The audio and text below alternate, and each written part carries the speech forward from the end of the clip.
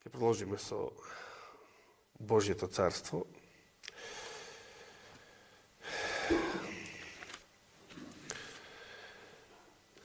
Би сакал одново да ве повикам да отвориме во втора книга Мојсеева или Излез.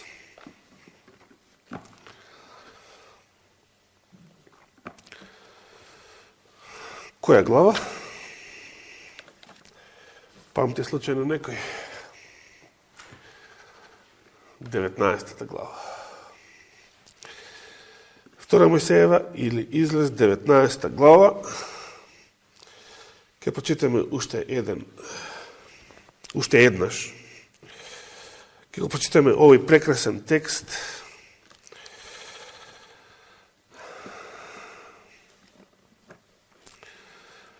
Запишен помеѓу 4 и 6 стих. Израел се наоѓа на пат низ пустината, веќе месец и пол откако излегле од египетската земја, со сиот тој накид, со сите тие дреболи, како што кажавме предпладнево. И првиот ден од третиот месец, или младина, тие пристигнале на едно место наречено Синајската пустина, која што пустина се наоѓа пред која планина? Пред Синајската планина или пред Синајската гора. И едното и другото, значи, и исто име имаат и пустината и гората. И во превод од зборот син, тоа значи месечина. Значи, Синајската гора во превод значи името на гората значи месечевата гора или месечевата планина, а Синајската пустина значи месечевата пустина. Стигнале на месечевата пустина, пред месечевата планина. Уште тогаш тие народи што таму живееле ја обожувале месечината. И може слободно да речеме сосем муслиманите до ден денес. Да, богот на месечината. Месечината кај старите пагански народи, особено кај источните, играла голема улога. Кај исто така еден добар дел на прво место бил сончевиот бог, уште од стариот Вавилон, например, па до Рим, старите грци исто така. Но кај некој, особено кај семитските народи, месечевиот бог имал превасходство, бил битен, на него му се клањале и така натаму. Интересно е, во филмот План за бегство постои една сцена каде што муслиманот го моли управникот на затворот: дозволи ми да се качам, да се помолам на отворено, да ме види мојот Бог, да ме види. Така се изрази. И си викам, каков е тој Бог што треба да се качиш горе на палубата од бродот, за да те види твојот Бог. Вашиот Бог ве гледа ли сега, кај што сте тука? Треба ли да искочиме надвор во дворчето за да не види? Треба да се качиме на покрив за да не види? Месечината за да ме види, мојот Бог да ме види, вели. И си викам, интересна работа. Дали ова на вистина вака веруваат муслиманите? Дека за да ги види Аллах, како беше Варешано, или да се изразам со почит, треба да искочам да ме види? Каков беше, се сеќавате, Давидовиот Бог, според 139 псалм? Дури да се симнам каде? Во адот да се симнам, Дори да се симнам, значи во најдлабоките предели на подземјето, ако воопшто може човек, не знам доколку длабоко, не знам колку изнесуваше таа дупка, рекордна дупка, што е уште ја копа, ја бушат. Колку километри стигна најдлабоко. Заборавив. Кога би можел и човек да се симне и таму, во најдлабоките предели на подземјето, што не би можел, човек не може да ги издржи ниту тие температури, ниту тие притисоци. Но и кога би можел, кога би се симнал, вели Давид, и таму, што? И таму твојата десница ќе ме води. И таму можам да бидам безбеден во твојата закрила. Псалмистот бил воодушевен од бесконечните можности на неговиот Бог. Блажен е оној кој што се наоѓа во закрилата на Севишниот. Мене ми текна на овие прекрасни зборови од 91-иот псалм, кога денес проучувавме за 7 зла. Кога целиот свет ќе биде погодуван од тие зла, само запечатените ќе се наоѓаат, без оглед каде физички ќе се наоѓаат во моментот, ќе бидат во закрилата на Севишниот, потполно заштитени. И затоа вели псалмистот во истиот тој псалм: илјадници ќе паѓаат покрај тебе и 10.000, тој пророчки, поетски паралелизам, илјадници, 10.000 и мириади, 10.000 од твојата десна страна. Но, што?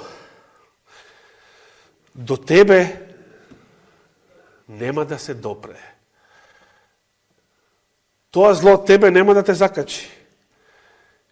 И со своји очи ќе гледаш, вели, и ќе гледаш гибелта на безбожниците. Страшно нешто, тоа нема да биде пријатна сцена за остатокот, за било кој од тие запечатени. Нема тоа да биде пријатна сцена да гледате како гинат луѓе, како ги гори, ги пали сонце, ги пече, кожата им гори и јазиците ги гризаат од болка. Нема тоа да биде нешто пријатно. И кога сме веќе кај злата, сакав да коментирам и тоа предпладнево. Ама си реков да не се исплаши сестра Ирена или некој друг американец. Рековме дека кога ќе падне првото зло на земјата истурено, па настана нели дебата дали е тоа ограничено подрачје, дали е тоа целата земја и така натаму. Јас сакав да коментирам во контекст на тоа ограничено подрачје,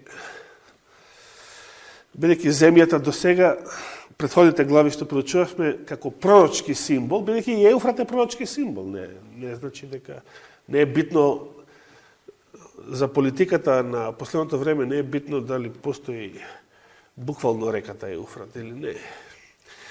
Но таа е пророчки символ за исламот, кој што и ден денес представува голема сите тие исламски сили на тоа место во светот. Во времето на пионерите на адвентизмот, тогаш беше актуелна се уште Отоманската империја и тие под Еуфрат ја подразбираа таа империја. Меѓутоа и денес гледаме исламски сили на тие подрачја кои што ги кочат плановите на новиот светски поредок. И представуваат едно Божјо средство, една Божја алатка за кочење на сите тие планови. Како што и самата џамија на Храмската гора во Јерусалим представува Божјо провидение за кочење на сите тие планови околу изградбата на третиот храм. И ми дојде мисла да речем дека може би, ова не го тврдам со сигурност, може би првото зло ќе биде излеано, како што имаме зло врз престолот на зверот, значи тоа е конкретна локација, престолот на зверот. Може би првото зло ќе биде излеано само врз Америка, бидејќи Америка како пророчки символ беше земјата, или земјата, кај што побегна жената, за разлика од морињата, народите, на стариот свет. Па вториот звер нели ги лаже жителите на земјата и рековме почнувајќи од сопствениот народ кој што најмногу е лажен од својата влада, прво тој, а потоа останатите. Може би, но не можем да кажем со сигурност дали првото зло ќе биде само врз американскиот континент или северноамериканскиот поточно. Да се вратиме на нашата тема. Значи, се уште сме 19 глава, излез. Тука на Месечевата пустина, пред Месечевата планина. Трети стих вели, Мојсей се искачи кај Бога и му се јави Господ, велејки, каже му на домот Јаковов. И извести ги синовите на Израел. Што? Никош не ми е здодевно да ги препрочитувам овие зборови.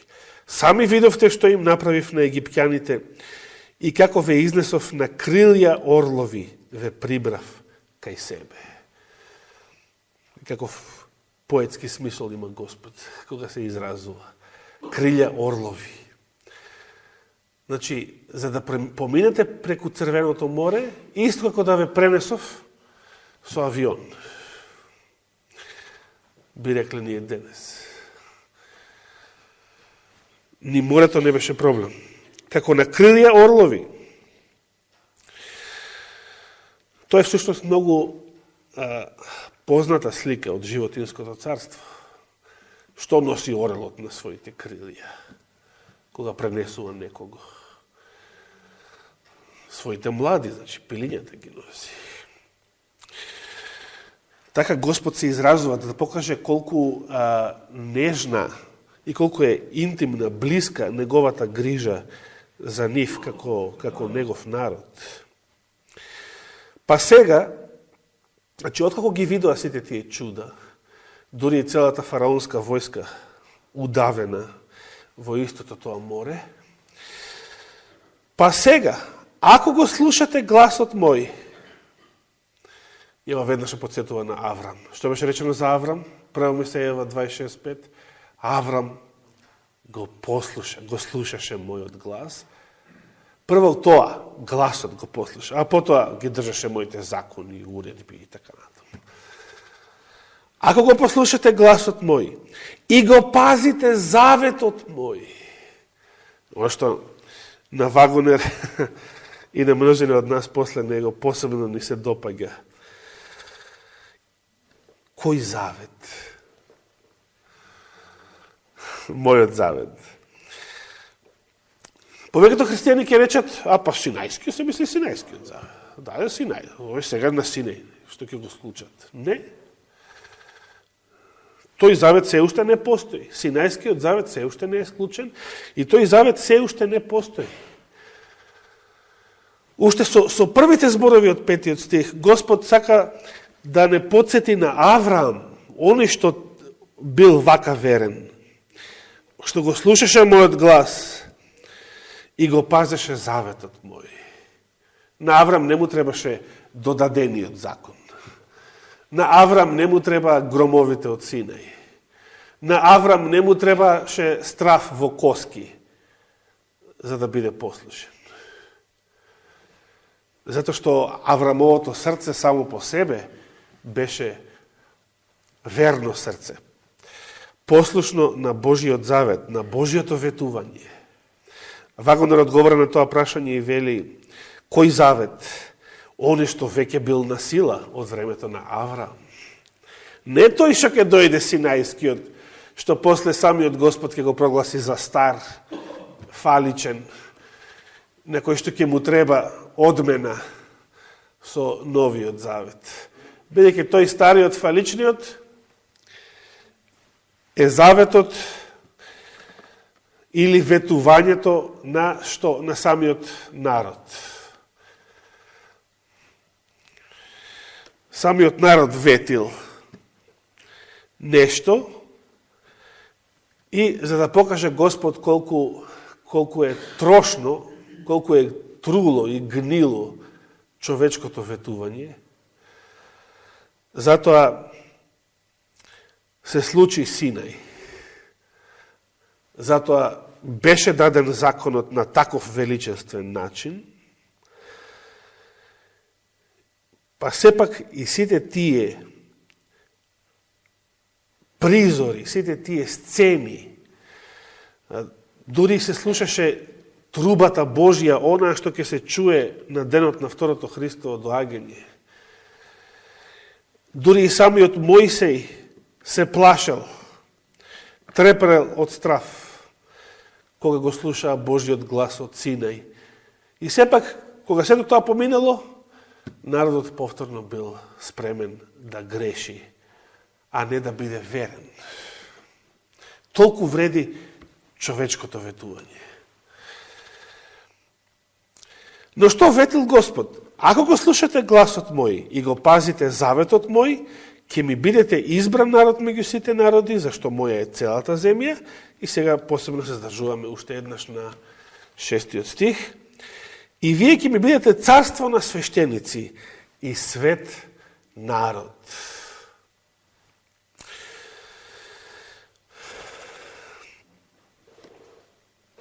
Тука ќе застанем уште еднаш, да повториме некои мисли од минатото до сега.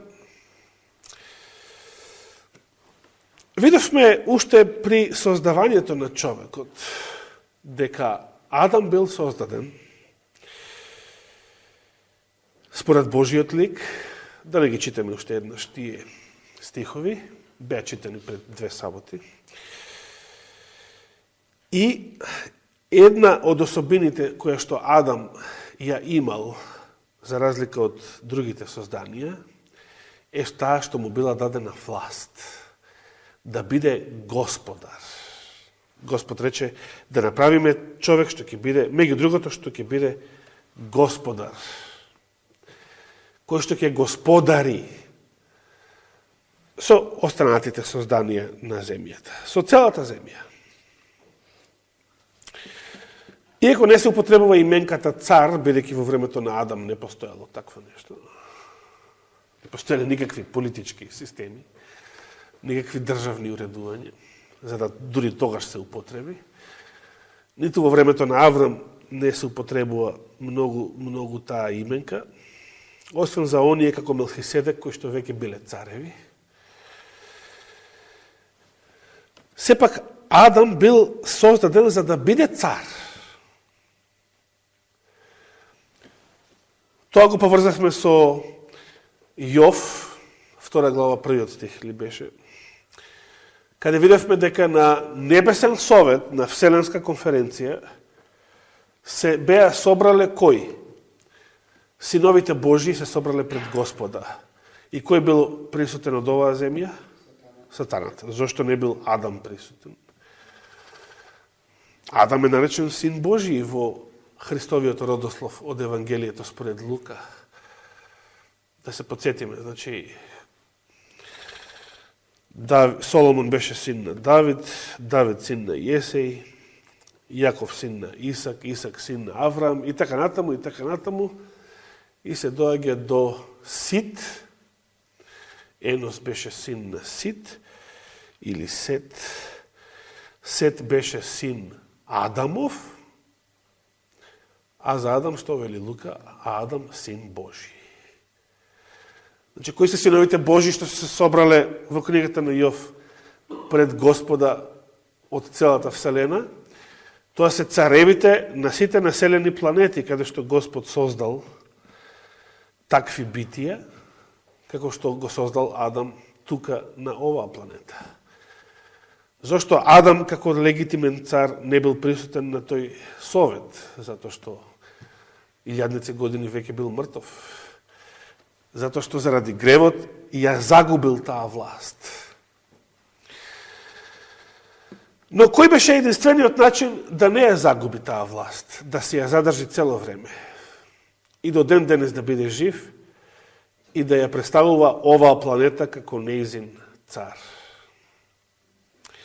Единствениот начин беше човекот кој што му Господ го создал да биде цар, како Јонатан, кој што легитимно имал право да го наследи својот татко Саула, да стане цар, доброволно да се откаже, тука е битен зборот доброволно, значи од љубов. А кај што нема слободен избор, нема љубов. За да има љубов, мора да има слободен избор, мора да има слобода. Затоа, за да ја дефинира таа слобода, Господ го создал дрвото на познание на доброто и злото.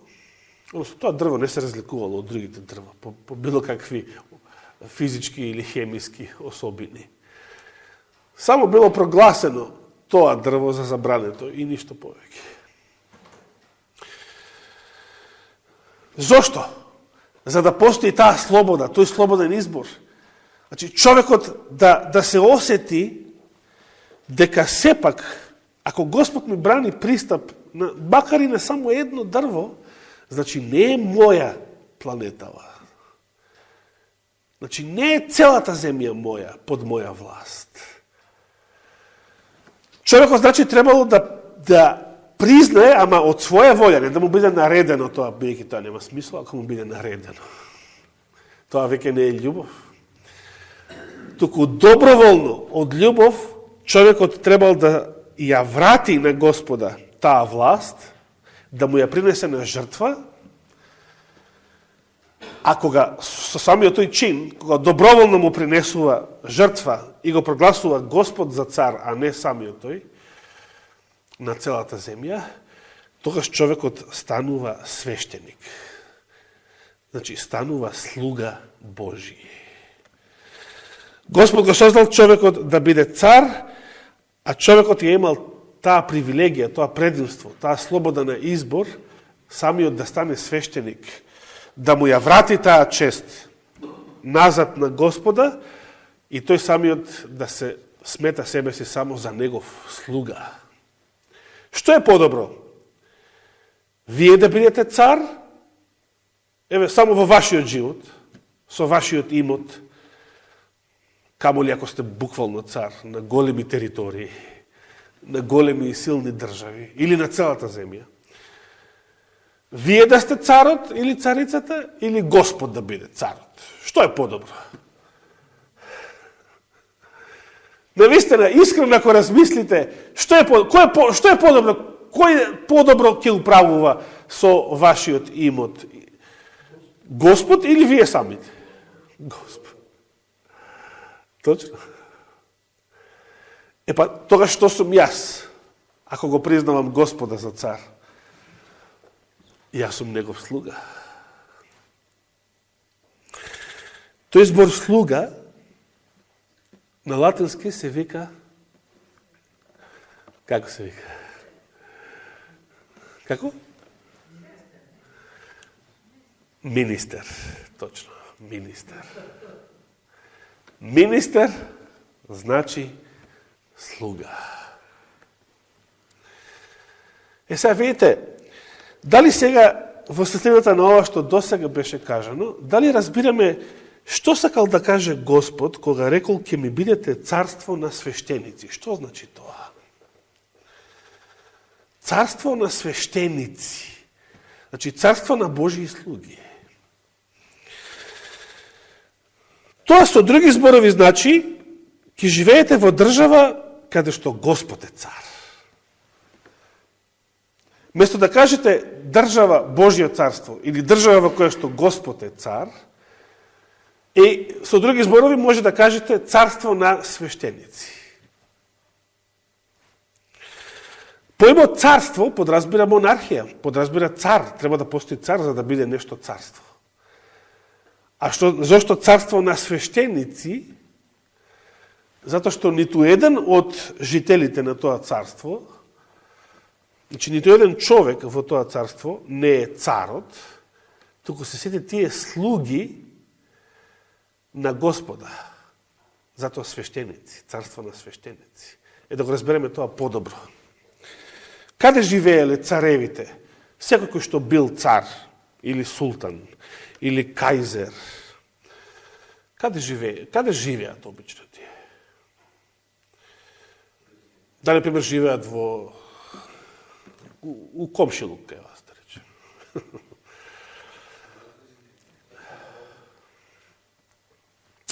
Живееле, значи, на места, палати, резиденции, куќи, каде што обичниот свет немал пристап. Во Пекинг, дури, како се викаше, забранетиот град. На последниот кинески цар. Одамна не е забранет, може како турист да отиде таму, се шетате.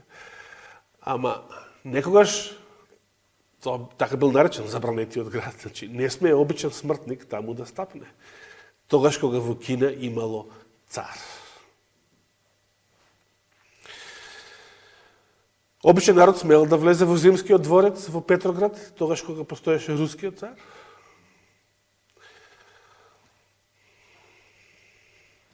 Кај султанот на гости во Цариград. Дури и сега, каде што денешните кралеви и кралици немаат никаква власт. Може кога сакате да отидете во Бакингамската палата во Лондон на чај муабет со кралицата, например. Ние не можеме кај Иванов да отидеме, но кај кралицата. Така. Да. Кои што не се цареви и кралеви. Ивановци. Сега видите колко е прекрасно Божието царство. Кога Господ бил цар на земјата, значи стариот Израел, тоа била Божија држава во овој свет. Каде живеел Господ? Каде живеел царот?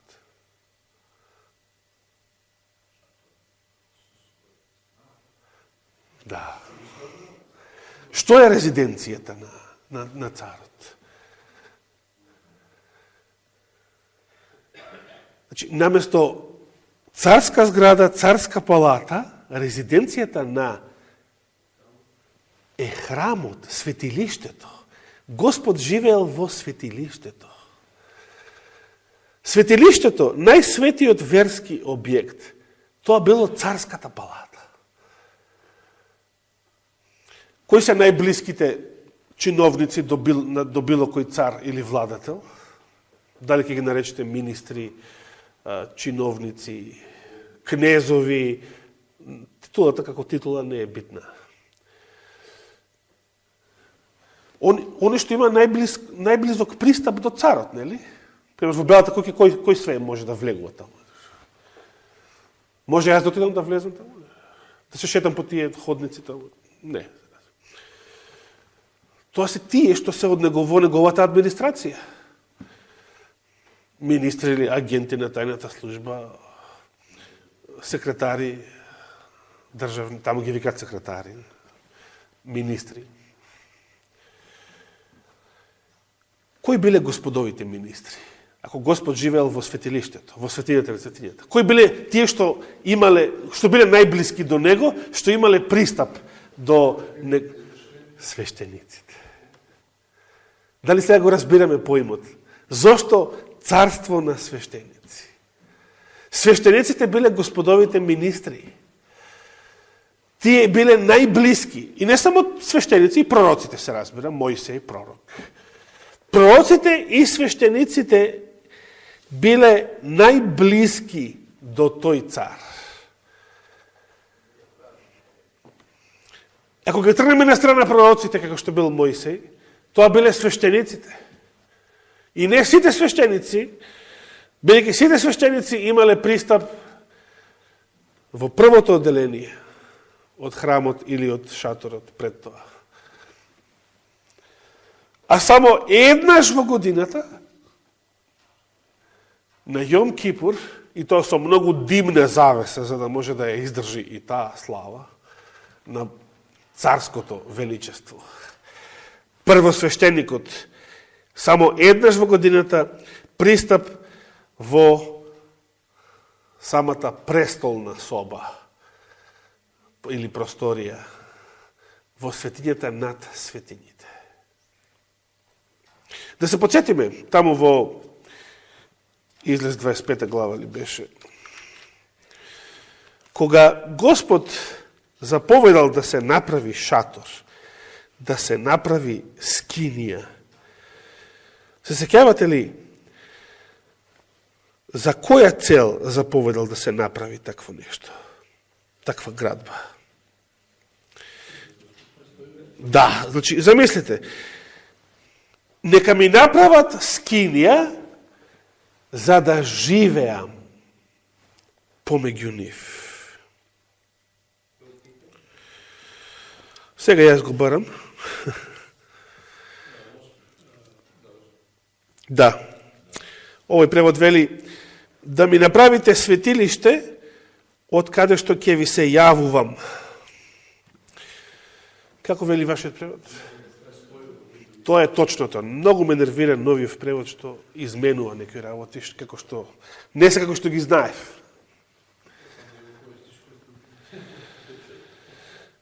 Константинов без конкорданс утнати тој. Само стариот православен превод во новиот завет е точен.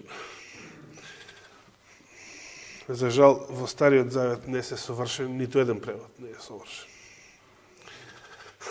Нема совршен превод. Да престојувам. Замислите, Господ вели да ми направат светилиште не за да има каде да принесувате жртви, не за да има каде да ме обожувате, не за да има каде да вршите богослужение. И го се тоа се правило таму. Туку за да живеам. Првата и единствената причина зашто Господ заповедал да се изгради светилиште е за да јас живеам помеѓу вас. Значи, тоа е царската палата, светилиштето, храмот е царската палата, каде што живее бесмртниот цар. Прекрасна мисла. Прекрасна и за самиот цар Давид.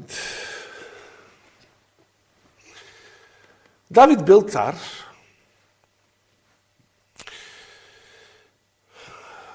како и син му Соломон, како и Саул пред него, како и секој цар и владетел, имал големи привилегии во својот живот. Имале богатство, имале слава, имале војски, илјадници луѓе под нивна команда, генерали, способни мажи, имале харем, исто така. Не бил само султанот харем.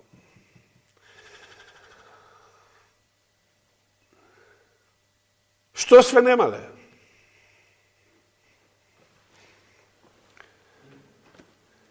И се замислите, тој Давид,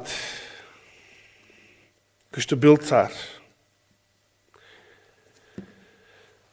на моменти кога бил обземен од Божиот дух, Мики не бил само цар, бил и пророк, како што бил и поет, псалмописец. Признава кој е најдлабокиот копнеш на неговото срце.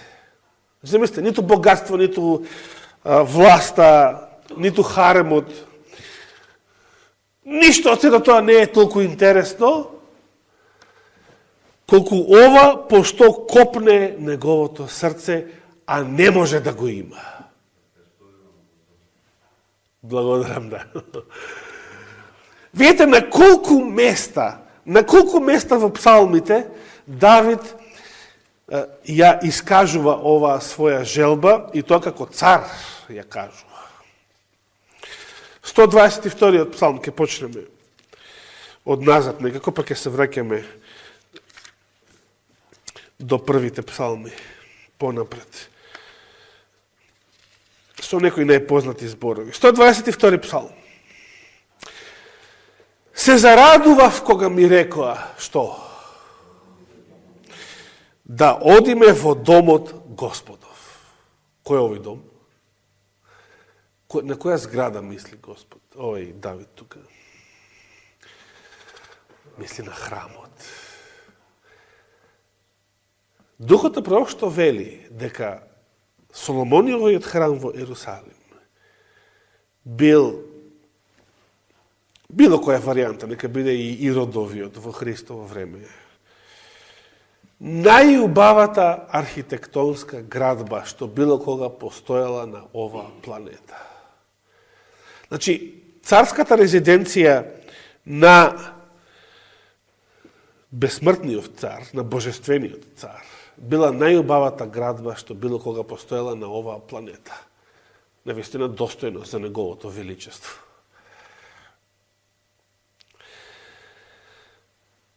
Се зарадував кога ми рекоа да отидеме во домот Господов. Кој друг псалм го знаете на оваа тема? Се сеќавате ли? Да завртиме во 84-тиот псалм, например. 84-ти псалм. Тука кажува малку повеќе мисли. Уште во првиот стих. Колку се мили Твоите живеалишта, Господи на силите. Колку се мили. Што има тука толку мило? Што има тоа тука толку убаво? Дали ние воопшто можеме да разбереме како се чувствувал кога ги пишувал овие зборови? Се сеќавате кога биле на гората на преображението? Исус и неговите тројца најблиски ученици, кои беа тие? Браќата Заведееви и Петар. Без Петар не може. И што рече Петар во таа прилика, се сеќавате? Господи, дури и Мојсей и Илија се симна од озгора со какво летало, претпоставуваме, со живо летало, жив вселенски шатл од ангели составен, Божјата кола, наречена Меркава во Стариот Завет. Петар рекол, толку ни е убаво, Господи, еве да си направиме сеници, значи не ни требаат овие наши куки што ги имаме долу таму, да ги заборавиме, не постојат, не се враќаме таму, да си останеме тука за секогаш. Толку е убаво да си останеме тука, еве и Мојсей и Илија со нас, и ти, и ние тука, не им се бега од таму. Не им се бега од таму. Ма фамилија, жени, деца, чамците, нашите станови, куки, фирми, лаптопи, компјутери, книги. Сето тоа заборавено во еден миг. Тука ми се останува за секогаш. Какво е тоа чувство? Дали воопшто можеме да го разбереме тоа чувство? Истиот тој Петар, кога Господ го направил првото чудо, му рекол, Господи, оди си од мене, бидејќи јас сум човек грешен. Продолжува Давид и вели, копне е душата моја, сакајки да е во Господовите дворови. Видите, царот на Израел го кажува тоа, затоа што не може да биде, нема му е забрането, не може да биде таму. Кој само имал пристап во Господовите дворови? Свештениците имале пристап. Царот немал пристап. Земскиот цар немал пристап. Затоа Давид копне, како да сака да каже, ах, каков цар, какви бахраци. Ах, да бев свештеник.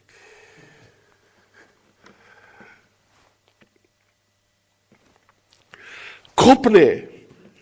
Блажени се оние, 4 стих, кои живеат во домот Твој. Кој живее во домот Господов? Тие постојано те фалат. Сегата во Новиот Завет, Симеон беше пророк, Ана беше пророчица, Постојано, вели, откако умре мажот незин, постојано беше во храмот и го славеше Господа. Пророците и свештениците, како Захарија, таткото на Јован Крстител. Денес ме замолил Гице да ја објаснам како се доаѓа до приближниото време на Христовото раѓање, дека е есен, рана есен. Па почнавме од Захарија, таму од Авијанскиот ред во прва дневник од 24 глава и така натаму. Но самиот цар Давид нема пристап до тие Господови дворови. Нема пристап до тоа живеалиште по кое што копнел и сакал да биде таму. Да завртиме сега, може би има и други места помеѓу нив, но ќе завртиме дури во 27-миот псалм.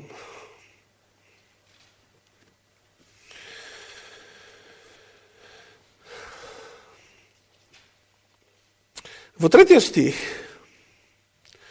Давид ги кажа овие зборови: и полк да се крене против мене, полк. Знаете колку души, колку војници изнесува полк? А војска вика тука? Полк. И полк да се крене против мене, нема да се исплаши срцето мое. Дури и цела војска да се дигне против мене, и тогаш ќе бидам полн со доверба. Значи не се плашам. Од цели војски не се плашам. Но само за едно го молам Господа. Само тоа го сакам. Што сака сега? Да останам во домот Господов преку сите денови на животот мој. Каков харем, какви жени,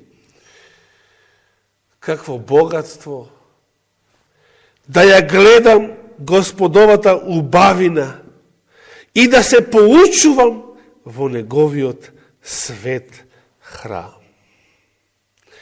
Зашто во злочест ден тој би ме сокрил во својата скинија, би ме сокрил под покривот на своето живеалиште, би ме искачил на карпа. Што е тоа што Давид толку многу го привлекувало кон Господовиот дом? Памтете, тоа не е убавината на храмот. Во негово време не постоел се уште храмот. Храмот затоа се нарекува Соломонов храм, бидејќи бил изграден дури во времето на неговиот син. Прв пат, како зграда. Што постоело како светилиште во времето на Давид? Само шаторот постоел. Колку и да бил тој угледно нешто за гледање, сепак бил шатор, не бил храмот со својата надворешна убавина, толку силен за човечките очи, толку привлечен. И се разбира, не бил храмот секогаш подеднакво привлечен. Библијата вели дека кога прв пат бил изграден вториот храм, после Вавилонското робство, младите израелци кои што го видоа готов, завршен, се радуваа, вели. Но старите израелци, некаде 80 годишни, што се враќале од Вавилонско робство, кога тие го виделе, дали тие се радувале и воскликнувале со радост. Не, тие плачеле, вели. Зошто плачеле? Затоа што во деновите на нивната младост се сеќавале како изгледал првиот храм, кој што бил многу поубав, многу попривлечен. Меѓутоа, во времето на Давид не постал ниту првиот, ниту вториот, ниту третиот, ниту било каква земска градба која што со својата надворешна убавина би ги привлекувала луѓето. Постоел само еден шатор уште од времето на Мојсей. А што е тоа што толку многу го привлекува таму? Тоа е самото Божјо присуство. Во 26-тиот псалм, предходниот, само еден псалм пред тоа, 8-миот стих: Господи, го возлюбив домот во кој престојуваш и местото каде што пребива славата Твоја. Што е тоа што најмногу привлекувало? Што е тоа што било највеличенствено и во Соломоновиот храм, откако веќе бил изграден и постоял? Видливото присуство Господово во светињата на светињите. Тој облак преку дење, бел облак, а преку ноќе оган што разгорува. Таа Божја слава, таа шекина, која што и самиот Мојсей, без да биде заштитен од карпата, не можел од блиску да ја наблюдува. Не можел да ја се приближи. Дори Господ му вели, ќе поминам покрај тебе, ама нема да можеш да го видиш лицето мое. Ќе ме видиш само од грбот. Што значи тоа? Ќе ја видиш од блиску Божјата слава, ама лицето на Отецот нема да го видиш, бидејќи кога Господ и рекол, кога Елена Вајд го прашува Исус во нејзината визија, дали Отецот е личност како ти, како Исус, и дали има форма, така се изразила. Исус и дава одговор, потврден одговор, но и вели, меѓутоа ти не би можел да го видиш, тоа во рани списи после таа визија, бидејќи ако само за еден момент би можела да ја видиш славата на неговата личност, што вели после Исус? Кога за еден момент би можела да ја видиме славата на очевата личност, Исус и рекол на Елена Вајд, ќе престанеш да постоиш. Не вели ќе умреш, некои го преведуваат ќе умреш. Не. You shall cease to exist. Ќе престанеш да постоиш. Како грешниците во втората смрт. Ќе бидат тотално уништени. Нема да постојат.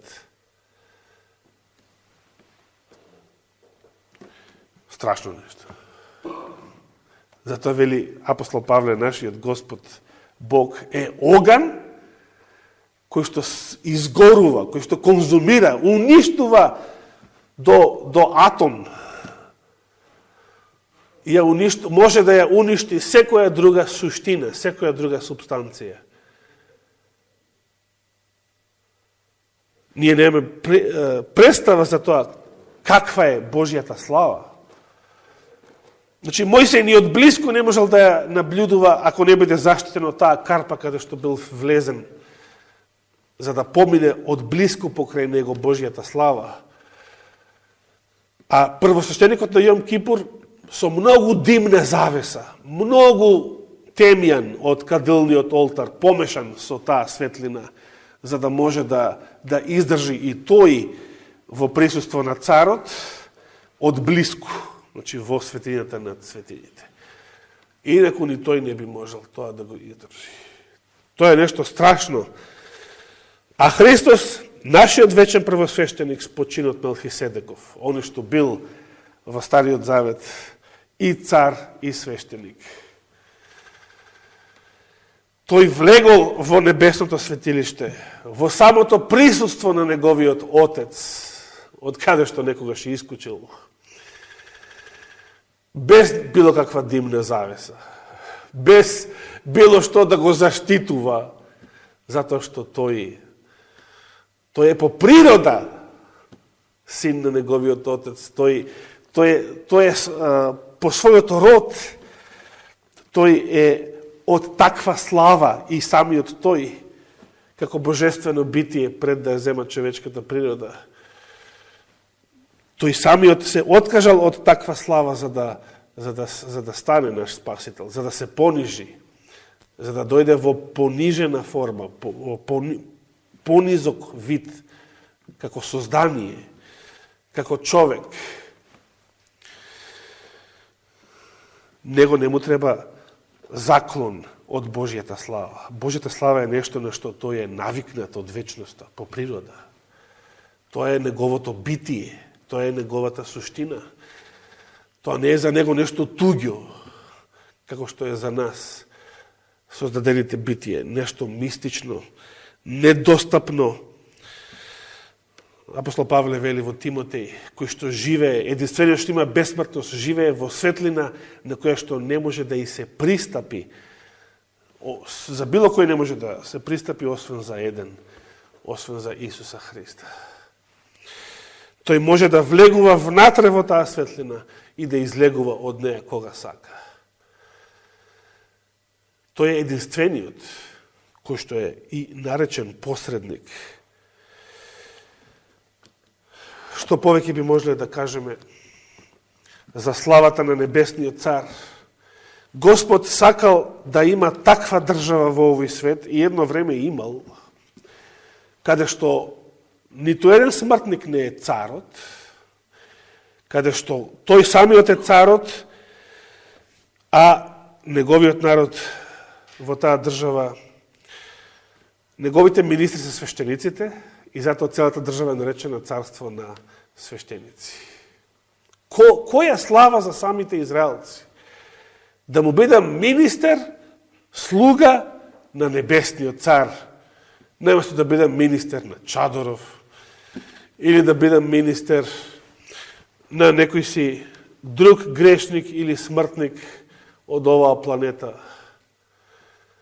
Да му бидам министер на небесниот цар. И како може од таква слава, од таква привилегија да се расипе таа слика и израелците да побараат сега земски цар.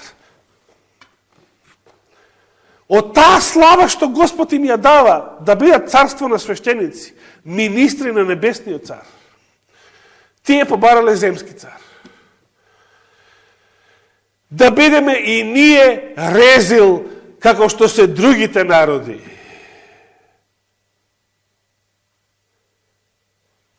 Што треба да му се случи на човек за да стане толку будала? Толку да се помести од умот? Тоа е необјаснива работа.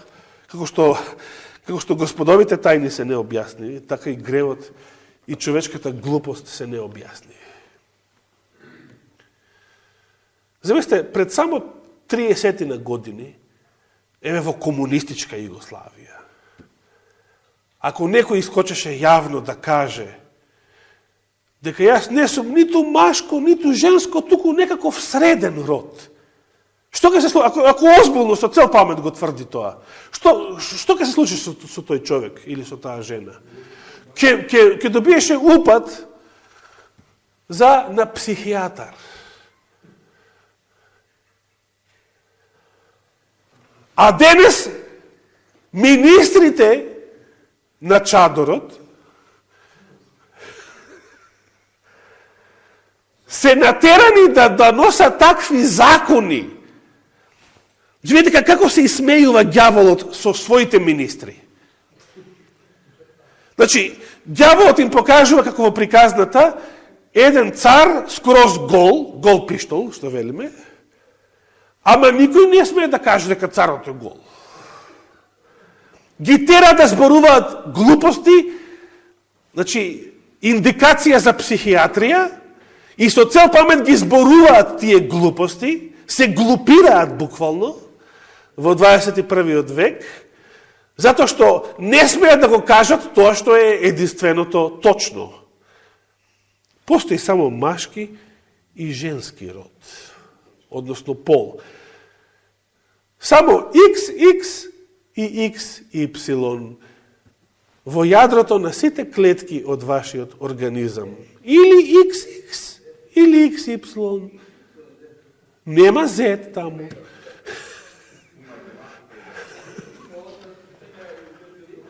Значи, оно што е очигледна вистина, луѓето со памет се прават, намерно се прават будали.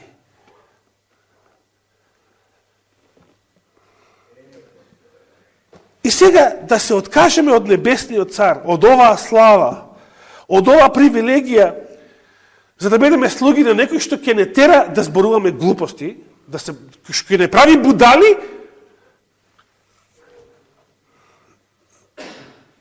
и ние тоа да сакаме, на таков да му служиме. на тој што не прави будали. Платил Сорос, платил Ротшилд или Рокфелер и будаливе тоа го зборуваат. Некој те плаќа за да зборуваш глупости и да се глупираш самиот и да се правиш будала пред цел свет. Страшно нешто. Страшно нешто. Значи, стариве комунисти да станат од гроб, ќе се срамат од своите денешни потомци. Нема да станат, се разбира. Тито да стане од гроб, Кулишевски да стане од гроб. Зборувам чисто комунисти, безбожници луѓе што беа. Затоа што во нивно време, добро, знам тоа. Како евреин се разбира. Да. Во нивно време вакви глупости немаше во нивно. Значи и во нивно време, иако беа атеисти луѓе, во нивно време вакви глупости немаше. Кое време живееме, браќи и сестри? Навистина живееме во последно време. И нека не теши мислата дека живееме во време во кое што ќе се појави повторно таа слава. Но таа слава ќе изгори милиарди луѓе на оваа земја. Освен, да не споменам бројката, бидејќи не е бројката битна, освен оние запечатените кои што ќе бидат под закрилата на Севишниот. Нека му е фала и слава на Господа. Амин.